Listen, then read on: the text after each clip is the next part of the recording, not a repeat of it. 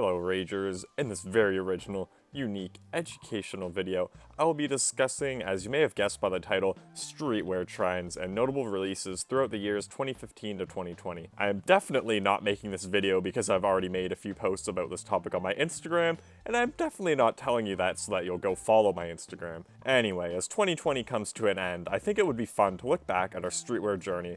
I'll be basically talking about the years and their respective trends in a nutshell, so if I do forget to add anything, make sure to leave a hate-filled comment.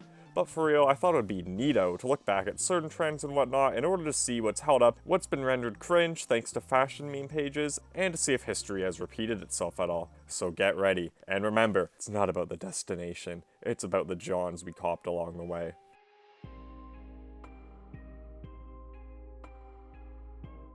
2015. I was in 10th grade for the third time, hitting puberty, playing Apex Legends all day, good times. But enough about me. 2015 was a notable year for a variety of reasons, but we're not here to talk about the Syrian refugee crisis, we're here to talk about something more important, streetwear trends. In all seriousness, during this year was when everyone's favorite shoe, the Yeezy 350 Boost, was first announced and released. The Turtle Dove was released on the 27th of June, followed up by the OG Pirate Black, the Moon Rocks, and of course the Oxford Tan later on throughout the year. This was definitely when Adidas was the talk of the town. Between the Yeezys and the Ultra Boost, Adidas was certainly killing it. Thank you, Kanye. Very cool.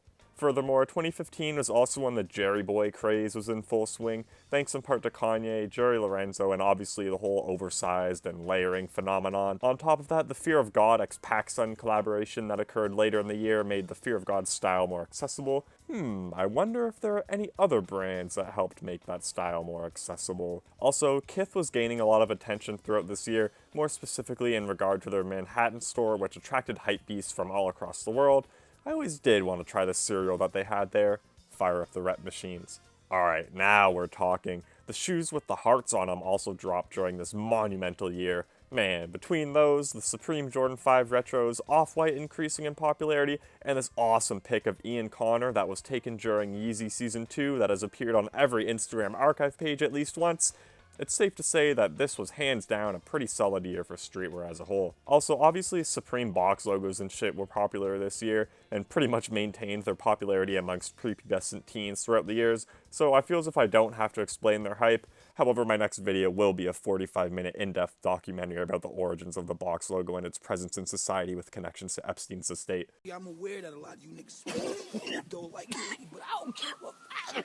In 2016, we saw the Kanye hype continue with the release of The Life of Pablo and the merch that accompanied it. Pablo merch was literally everywhere, and since it was printed on Gildan, there were a lot of fakes going around. Interesting factoid, beloved Austin Butts, aka Ass Pizza, made bootleg Pablo merch and sold it outside of the pop-up stores. And interestingly enough, Kanye and his team loved it. However, the hypebeasts waiting in line for hours for overpriced Gildan t-shirts were not too thrilled. Anyway, back on topic, merch continued to be a hot trend throughout this year, which was seen through the success of Bustin' Jeebers Purpose Tour merch, and just the random vintage band tees gaining more popularity. Jerry Lorenzo definitely helped push this look too. Also, this is kind of similar to the whole oversized, like, tour merch stuff, I guess. The Vetements Titanic hoodie was a notable release during this year, and really Vetements as a whole was pretty popular from what I remember. This was also the year when Ass Club began blowing up, thanks again Kanye, and angsty teens across the globe finally found a way to express themselves with such creative designs. On top of that, obviously the Off-White hype was certainly building as well, and finally, a few more notable releases during this year were the Fila x Scotia collab,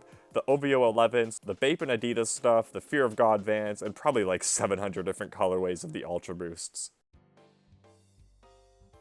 From custom IKEA items to clout goggles and those god-awful camo pants that every 16-year-old white girl was wearing, it's safe to say that 2017 was an interesting year for streetwear. There were a decent amount of popular trends this year, but honestly, they were more like fads now that I think of it. These came in a variety of forms, such as almost every Instagram brand ironing rose patches onto Vans and selling them for over $150. As I mentioned, there were a lot of strange IKEA-related pieces, which came full circle when Virgil Abloh actually had an official collab with IKEA a couple of years later. Also, this year saw the release of Tyler the Creator's Flower Boy, which introduced a bunch of people to the whole golf weighing aesthetic. On the other hand, the most noteworthy sneaker releases this year were definitely the Off-White x Nike collection, along with the Yeezy Wave Runners and the Cause 4s, the Balenciaga Triple S, and just dad shoes in general were really on trend during this year. Furthermore, Thrasher hoodies were crazy popular amongst Starbucks baristas, and Kappa saw a rise in popularity probably as a result of the Kappa x Gosha collab, while the Vetma and Champion sweatpants as well as a deconstructed hoodie helped bring more attention to Champion.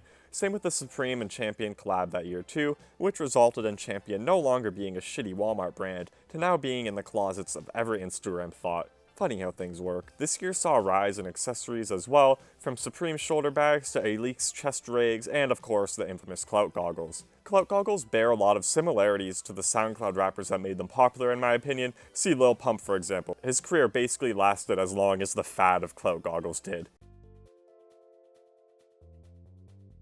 2018 was a semi-interesting year. Although a lot dropped, it did kind of feel a little lackluster to me and pretty underwhelming overall, but that's probably because I was just losing interest in keeping up with insert hype trend here. This year would be what I consider to be the rise of the Travis Scott dick riders, as this was when Astroworld dropped. There was an influx of people obviously wearing his merch and basically just copying his style in general. This could also be said for Playboi Carti too, as this was the year when Dial It came out.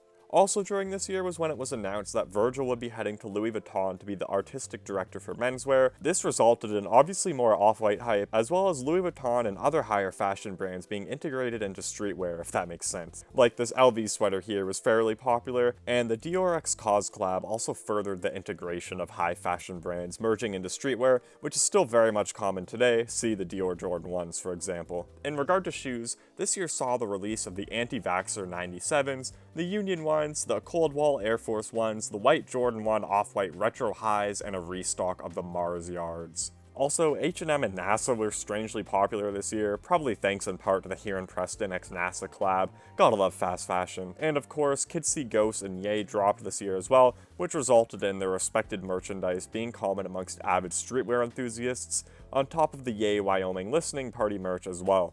And of course, the Yeezy Calabasas sweatpants and other colorways of the Yeezy 700s were popular this year because Kanye. Last but not least, everyone's favorite brand, Supreme, collabed with CDG in order to release this iconic E-boy sweater. 2019 honestly just felt like an extension of 2018 in my opinion, almost as if time is a man-made concept and has no real meaning. Anyway, let's see where it all went wrong. 2019 saw more of the same Travis Scott hype, with the release of his Air Force Ones, the Lows, and of course the Reese's Puffs. Some more notable shoe releases during this year were the ever-so-cursed Dior B22s.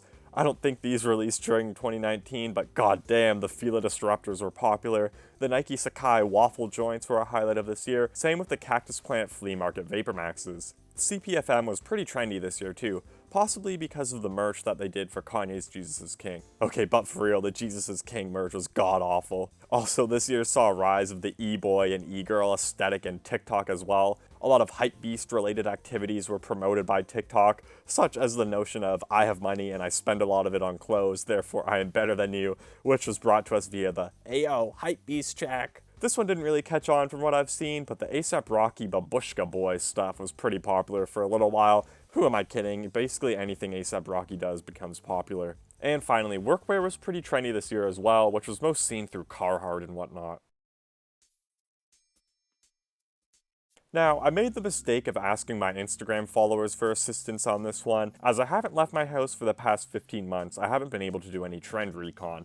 But anyway, after shifting through all the lovely answers and developing into even more of a paranoid schizophrenic than I already am, I decided to take matters into my own hands and just jot down the trends and clothes that I've been seeing gain popularity online so far this year. As you may have guessed, the Travis Scott hype has continued. The release of his pair of Dunks definitely helped increase the popularity of Nike Dunks overall, which was further promoted via the release of the Chunky Dunkies and the Strangelove. While on the topic of shoes, I've noticed more people copying Ramones, probably thanks in part to fashion meme pages. Also, shoes that are like purposely beat up and archive looking have been gaining popularity this year too, along with cream colored shoes and cream laces. And of course, everyone's favorite shoes, the consumerism ones, came out this year.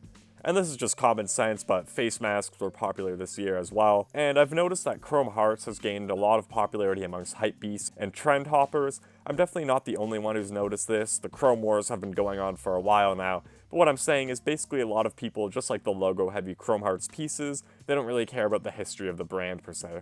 This year, a bunch of rappers had vlone collabs as well.